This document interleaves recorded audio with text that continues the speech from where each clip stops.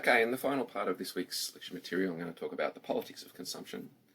And the content I'm going to talk about here helps us to kind of think about what the implications of consumer culture are. And we can do this by asking some, sociological questions. Does consumer culture increase human happiness? What are the ethics and responsibilities that become the norm of consumer cultures? In a consumer culture, how can we express our politics? Are we largely citizens or consumers or some kind of combination of both? What are the environmental costs? And we'll look at that in some detail in later weeks in the course. And, who benefits, which is one of the key questions of the sociological imagination. So firstly, are we happy? There's been some really interesting research done on this over the past couple of decades, and there's a kind of new, almost interdisciplinary discipline of happiness studies, and there's journals around this stuff as well that try and measure and analyse different understandings of what it means to be happy. And a key criticism of consumer culture is that it's not making people happy, and I'm largely talking about people in the Western world here. That the measurements seem to have shown that it's kind of plateaued or even dropped off in recent decades. This seems to be particularly the case where people's values are more attached to material things, and it seems to show that people can never really be satisfied. In that sense, is what I was talking about in the previous videos. Michael Puzzi's really prominent study from 2003, where he interviewed and surveyed people in what he called Middle Australia, found a lot of dissatisfaction in that group in terms of their own day-to-day lives and what they thought of the kind of work-life balance and different ways they had left to kind of make themselves happy. He found really high levels of dissatisfaction, stress, uncertainty, insecurity, fear, and even meaninglessness. And, this sounds a lot like aspects of what Marx called alienation. So as consumer culture has become more intense and more about the kind of central way that we express our identities, there seems to have been somewhat of a drop-off in satisfaction and happiness of life in general. Clive Hamilton and colleagues in the kind of mid-2000s started to talk about this around the ideas of growth fetish and what's called affluenza. That once you reach a certain level of affluence, it kind of becomes a bit of a sickness. Hamilton argued that where mainstream economics tends to measure success of a society through its levels of economic growth and levels of GDP, Hamilton, who's both an economist and an ethicist, argued that really that seems to be the cause, that economic growth and rampant consumerism seems to be the cause of these problems. Hamilton argued that we aspire to lifestyles beyond our means, even though we're relatively wealthy. We're working harder and harder to fill these materialistic ambitions and spend less time being with the people we love or doing the things we love.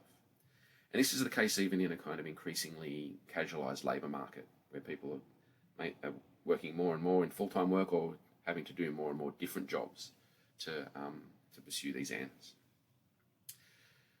For Hamilton and colleagues, they say we're kind of spending ourselves sick. We're wasteful, overworked, stressed, in debt, and, importantly, increasingly subscribe to all different kinds of medication to kind of prop ourselves up in terms of this. And we can see this in the rise of mental health issues, stress, depression, these kind of things that have become increasingly central in contemporary societies. So some of the research they kind of did research with actually really wealthy people, and they found that 47% of those in the highest quintile, the top 20% of earners, reckon they didn't have enough money or enough wealth to buy the things that they perceived they need. Only 5% of millionaires regard themselves as prosperous, and 50% say they're only reasonably comfortable. So I won't go through all the examples there, but you can kind of get the gist here that, even with the relatively wealthy people, they weren't satisfied. Now, we can kind of say that they're kidding themselves, and that's just kind of rich people rationalising their own privilege. Probably is definitely a case of that, but it's also says something about, as you get more and more stuff and more wealth, it doesn't necessarily seem to lead to people feeling happy or satisfied. It just seems to lead to the desire for more stuff, for bigger things, for higher status. Other sociologists and psychologists have called this the paradox of choice. So in consumer culture, we're kind of faced by more and more things to choose from. Again, we can relate this here to the ideas of pseudo-individualization. So we're kind of free to choose from all these products, but we're kind of faced with the meaninglessness of those choices in many ways. There's also a pressure to constantly make the right choices, and this creates anxieties. And for people that are writing in this kind of genre, this leads to kind of crises of identities. That if we're kind of left to be relatively free to create and perform a version of ourselves, this becomes a kind of real source of anxiety and stress. So to conclude this part of the lecture, I want to talk about a really important work from the late 90s that started a whole political movement, what was erroneously, through an act of symbolic violence, called the anti-globalization movement. It wasn't anti-globalization, it was kind of a movement that wanted a kind of more ethical form of globalization, particularly in terms of how our products are made. This is around Naomi Klein's book, No Logo. Now, Klein is a journalist, and she travelled all around the world to kind of look into the way that our products are being made. So she went particularly to Southeast Asia, to the different kind of zones there where people were making the shoes and making the electronic products. So in this book, she analysed a bunch of different aspects of consumer culture, particularly around the rise of huge multinational corporations that spend as much on their branding as they do on their labour practices. And for Klein, these kind of things like McDonald's, like Nike, they became so influential to the point of saturation on popular culture. But more importantly, these kind of influences started to move beyond pop culture and consumer culture into education, became implicated in censorship and the very kind of takeover of public space. So there's all kind of mergers and stuff going on, but again, relating back to some of the ideas we've looked at already, Klein was concerned with the way that different kinds of forms of expression of art and resistance were being subverted and co-opted by multinational corporations and sold back to the kind of mainstream in an inflated price. This is particularly the case of the way that kind of black cultures, such as rap and things like that, are kind of used to sell stuff. And there's some really good passages in the book that discuss some of that. Importantly, though, with all this kind of ideological and material stuff going on, Klein showed there was a bunch of young people around the world kind of fighting back against this stuff, and there was different kinds of political and social movements formulating to kind of resist this stuff. And today, it's almost kind of public knowledge that there was this really bad labour practices going on around the making of iPhones and shoes and fashion products. And even though it seems that the Western world is largely consuming them at the same rate, it's this politics back from the late 90s and early 2000s that has kind of brought that into public view. So she goes to Manila, and she talks to a young girl, 17-year-old girl, who's assembling CD-ROM drives for IBM.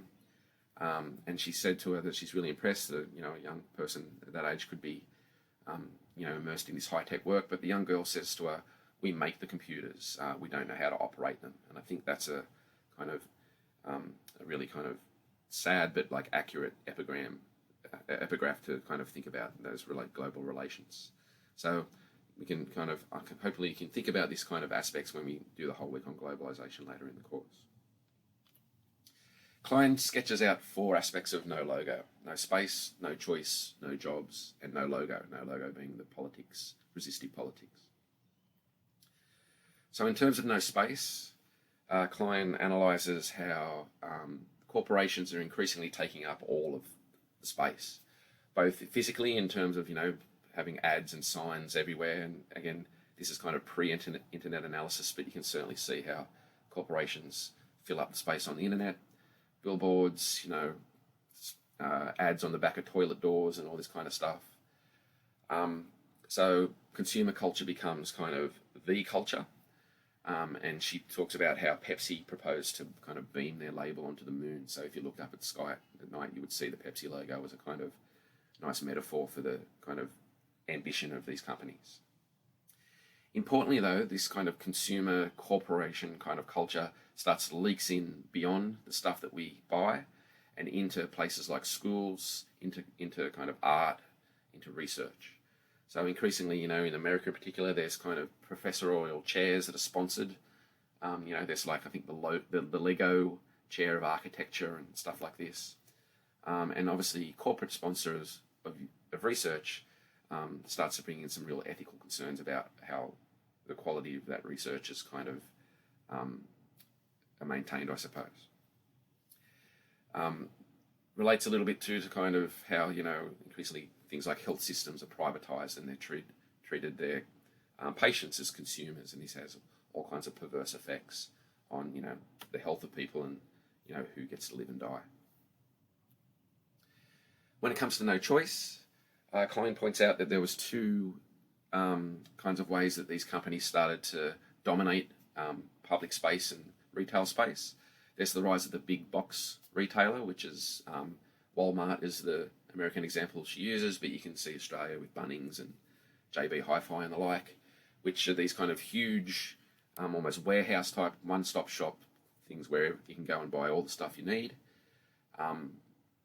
Now, it seems very convenient, and is very convenient, but what's lost here is a kind of relationship and community that was could sometimes be expressed around going to buy the things you need. You can see this particularly with supermarkets that are kind of good examples of big box retailers as well. You can go there and buy your bread, your meat, and your fruit and veg and all that kind of stuff. It's very convenient, but it's kind of dehumanized relationship going on there. No one's really talking to each other. Increasingly, you've got to do the work yourself at the checkout. This kind of replaces, which may be a bit of a romanticized version, but like the trip to the butcher, and then you would know that person and they would know what you like, the baker, the fruit and veg person, all that kind of stuff, where there was kind of a more human relation going on here.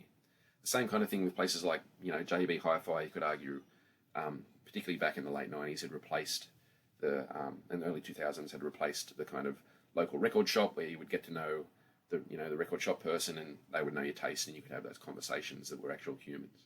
Now, certainly record shops have returned, but like the big box retailers have certainly dominated the market. An add-on effect there, though, is the fact that places like Walmart tend to promote different kinds of values and will often ban products if they don't really fit the family image. So for Klein, this means that these kind of corporations have huge power over what culture becomes. If, for instance, a record company realizes that they can't get their particular rap or metal CD on the shelves at Walmart, that at the time sold about 30% of the CDs in the US, they would basically stop signing those things. So this has kind of implications for what pop culture and consumer culture is. The other kind of no choice is the clustering method, and Starbucks is the version here where they start opening up on every corner, kills off local businesses that are selling the same thing, independent retailers disappear, and all the profits go to these multinational corporations. This is what Klein called clustering.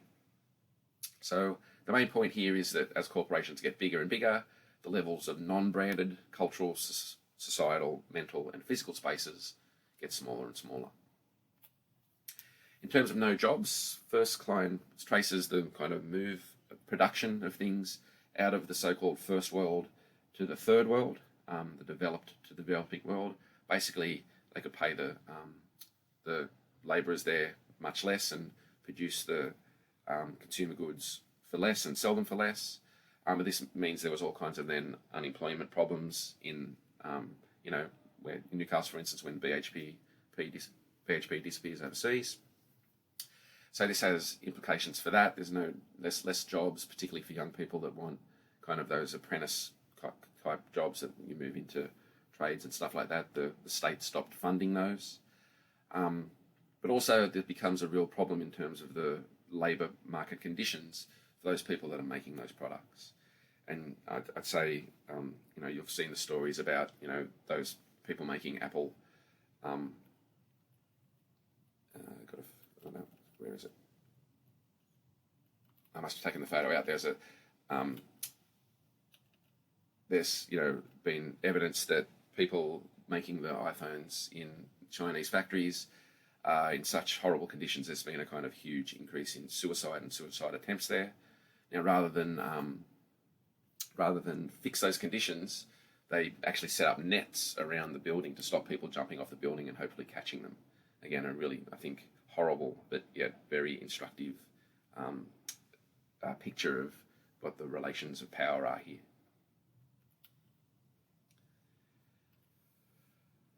The final part is the no logo, which is the politics, the resistive politics against this, and Klein writes really beautifully and about notions of culture jamming and the Reclaim the Streets movements and all these other things that were going on.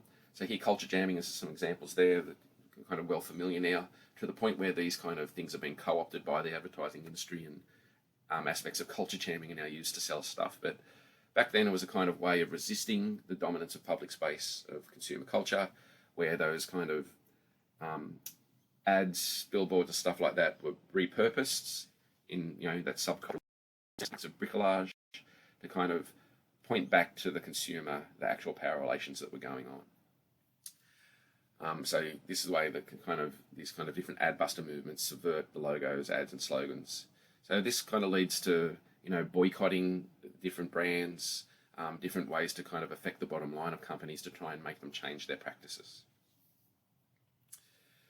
But there's a real limit to this kind of activism, so Nike definitely suffered there for a while, but people just then bought more Reeboks or whatever. So there's that. When Shell was affected by lost business after they were involved in the execution of an activist over there, Chevron stepped in. We can't really boycott everything, so there's a real limit to what's going on there in terms of the brand-based activism.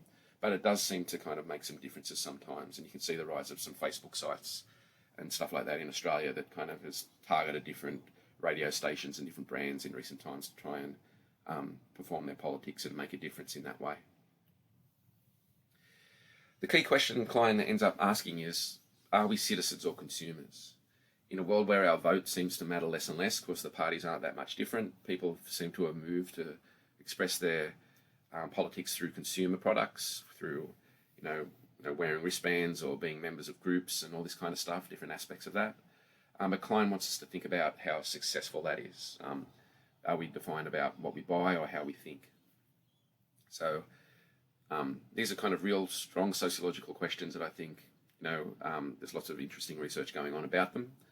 And there's an encouragement here to kind of instill a sense of responsibility to the individual more and more to try and do something about these really unequal, environmentally destructive systems. Okay, I think I've talked about that already. To conclude that pretty dark picture, there's ethical questions here about who's responsible for these kind of issues, about the decline of human happiness, about the exploitive relationships that happen because of the products that we buy. So there's certainly, I think, I would encourage everyone to try and consume ethically as best you can, but we live in a kind of system that makes that really difficult. So you can, try and set systems, to kind of not use plastic bags and use the kind of keep cup and all that kind of thing. But also consuming ethically in our kind of society is actually quite expensive as well, particularly difficult, I would imagine, for uni students to do. In terms of responsibility here, we have to make kind of systemic changes, and we'll look at aspects of this in the Global Week on Globalisation and the Week in Environment in particular, about, who is ethical here, who is responsible. Certainly us as individuals, as we know about these problems, contribute to them, and so we should be trying to do something about them. But really, as the Story of Stuff video showed, most of the kind of responsibility lies to kind of fix these issues at the corporation level. And it's up to individuals, I think, to try and have some influence and pressure those corporations to change. Now, whether that's realistic or not, I'm not too sure. So, this week we've looked at consumer culture as a way of kind of thinking about day-to-day life, the different kind of social relations that we're all embedded in, moving beyond that kind of production and class analysis to kind of think about the different ways that identity are bound up in these relationships as well. Next week I'll be talking in relation to some of the things we've looked at in the week on class and consumer, and be looking at kind of youth studies as a way of kind of, more specifically looking at the day-to-day life and the way that people live within these systems. Okay, thanks.